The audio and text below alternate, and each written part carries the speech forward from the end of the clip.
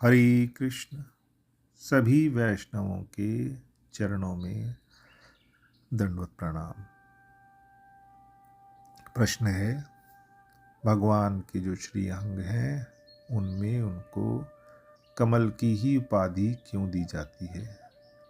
जैसे चरण कमल, कमल नयन, हस्त कमल और भी सृष्टि में कई सुंदर पुष्प हैं जो हमें देखने में कमल से भी सुंदर जान पड़ते हैं। उनसे भगवान के श्री अंगों की उपमा क्यों नहीं दी जाती? शास्त्रों में भगवान श्री कृष्ण की तुलना जिनसे की गई है उनमें प्रमुख है कमल और पूर्णिमा। कमल को शुद्ध अति शुद्ध माना जाता है क्योंकि कीचड़ में उगने के उपरांत भी यह अपनी सुंदरता बनाए रखता है और कीचड़ से सर्वथा अछूता रहता है। वास्तव में भगवान की तुलना भौतिक संसार की किसी भी वस्तु से नहीं की जा सकती क्योंकि यह भौतिक प्रकृति के 3 गुणों के अंतर्गत आती है, पर भगवान इन सब से परे है। फिर भगवान की तुलना और उनके श्रीअंगों की उपाधि भौतिक प्रकृति की किसी भी वस्तु से कैसे की जा सकती है?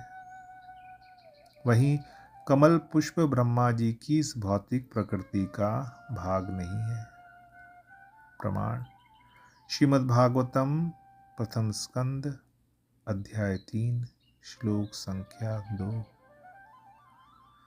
शिशु जी कहते हैं, सृष्टि के आदि में भगवान ने लोकों के निर्माण की इच्छा की। इच्छा होते ही उन्होंने महतत्व आदि से निष्पन्न पुरुष रूप ग्रहण किया। उसमें 10 इंद्रियां, 1 मन और 5 भूत, ये 16 कलाएं थी। यस्यामभसि शायनस्य योग निद्रां वितिन्वतः नाभि हृदाम्बुजाद सीद ब्रह्मा विश्वसृजं पतिः। उन्होंने कर्ण जल में शयन करते हुए जब योग निद्रा का विस्तार किया तब उनके नाभि सरोवर में से एक कमल प्रकट हुआ और उस कमल से प्रजापतियों के अधिपति ब्रह्मा जी उत्पन्न हुए। श्रीमद् भागवतम प्रथम स्कंद अष्टम अध्याय श्लोक संख्या 22। नमः पंकजनाभाय नमः पंकजमालिने नमः पंकजनेत्राय नमस्ते पंकजनाग्रये। जिनकी नाभि से ब्रह्मा का जन्मस्थान कमल प्रकट हुआ है, जो सुंदर कमलों की माला धारण करते हैं, जिनके नेत्र कमल के समान विशाल और कोमल हैं, जिनके चरण कमलों में कमल का चिन्ह है, श्री कृष्ण, ऐसे आपको मेरा बार बार नमस्कार है। भगवान नारायण के रूप में श्री कृष्ण अपने 4 हाथों में शंख, चक्र, गदा और पद्म धारण करते हैं। पद्म अर्थात कमल कोमलता और पवित्रता का प्रतीक है। भगवान नारायण और उनकी प्रिय पत्नी लक्ष्मी देवी कमल के आसन पर ही विराजमान है। इसलिए भगवान का एक नाम कमलासन है, जिसका अर्थ है वह जो कमल के सिंहासन पर बैठता है। कमल का श्री कृष्ण से घनिष्ठ संबंध है। उनका निजी निवास गोलोक कमल के आकार का है। इसका अर्थ है कि यह और इसके निवासी भौतिक प्रकृति के गुणों से परे हैं। ठीक वैसे ही जैसे कीचड़ में उगने वाला कमल उससे ऊपर अछूता रहता है। श्री ब्रह्म संहिता में गोलोक वृंदावन का वर्णन इस प्रकार किया गया है।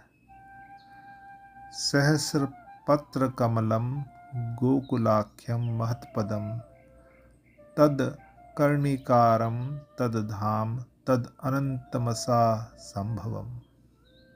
सहस्त्र पत्र अर्थात 1000 पंखुड़ियों वाला, कमलम एक कमल, गोकुलाक्यम, जो गोकुल के नाम से जाना जाता है।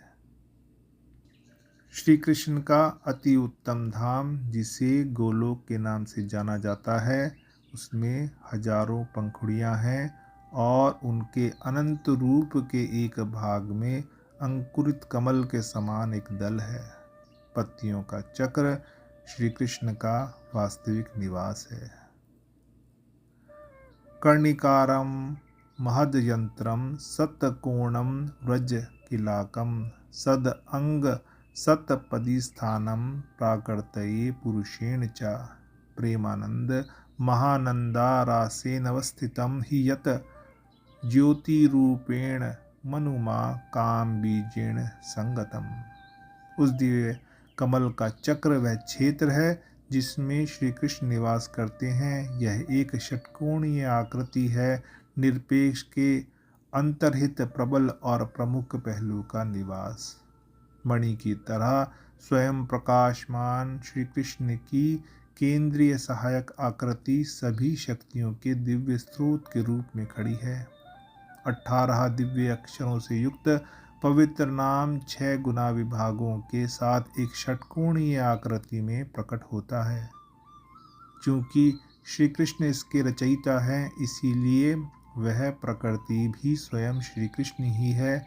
शब्द पुरुष सर्वोच्च नियंता के रूप में श्री कृष्ण को इंगित करता है। प्रकृति और पुरुष दोनों ही षटकोण के भीतर स्थित हैं। तत् किंजकम तद अंसनम तत्पत्राणि श्रियम अपि। उस शाश्वत लोक गोलोक का चक्र श्री कृष्ण का षटकोणीय निवास है। इसकी पंखुड़ियां गोपियों का निवास हैं, जो श्री कृष्ण का अभिन्न अंग है, जिनके प्रति वे अत्यंत प्रेम पूर्वक समर्पित हैं और सार रूप में समान हैं। पंखुड़ियां बहुत सारी दीवारों की तरह सुंदरता से चमकती हैं। उस कमल के फैले हुए पत्ते उद्यान जैसे धाम हैं, अर्थात श्री कृष्ण की सबसे प्रिय श्री राधिका का आध्यात्मिक निवास। इन सभी शास्त्रीय प्रमाणों से इंगित होता है कि कमल पुष्प ब्रह्मा जी की भौतिक सृष्टि का भाग नहीं है। ये दिव्य और अलौकिक है। भगवान के नाभि कमल से ब्रह्मा जी की उत्पत्ति हुई है। भगवान का परम धाम गोलोक वृंदावन कमल के आकार का है। भगवान के हाथों में कमल पुष्प विराजमान है।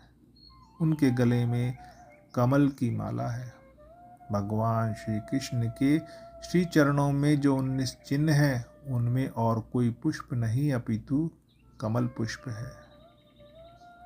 भगवान तो पारलौकिक हैं और ब्रह्मा जी की भौतिक सृष्टि में नहीं आते, अपितु ब्रह्मा जी की सृष्टि उनसे हुई है।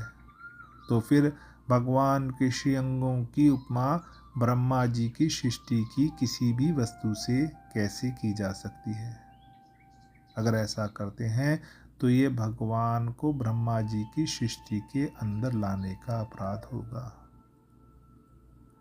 उनकी उपमा अगर देनी है तो उसी वस्तु से दी जा सकती है जो इस भौतिक सृष्टि से परे है, क्योंकि ये सृष्टि तो प्रकृति के 3 गुणों के अंतर्गत आती है।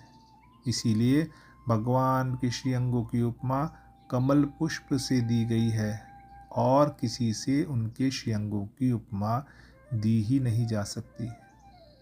इसीलिए भगवान चैतन्य महाप्रभु स्वयं भगवान श्री कृष्ण के दिव्य अंगों की उपमा इस प्रकार देते हैं। नेत्र नाभि वदन करयुग चरण एई अष्ट पदम कृष्ण अंगगे कर्पूर लिप्त कमला तारा याइचे परिमल सेई गंध अष्ट पदम संगे। चैतन्य चरित्रामृत अंतिम लीला अध्याय 19 श्लोक संख्या 94। श्री कृष्ण की आंखें, नाभि और मुखमंडल, हाथ और पैर उनके शरीर पर 8 कमल के फूलों की तरह हैं।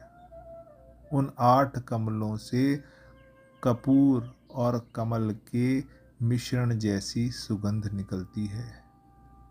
यही उनके शरीर से जुड़ी गंध है। हरे कृष्ण कृष्ण कृष्ण हरे हरे, हरे राम राम राम हरे हरे।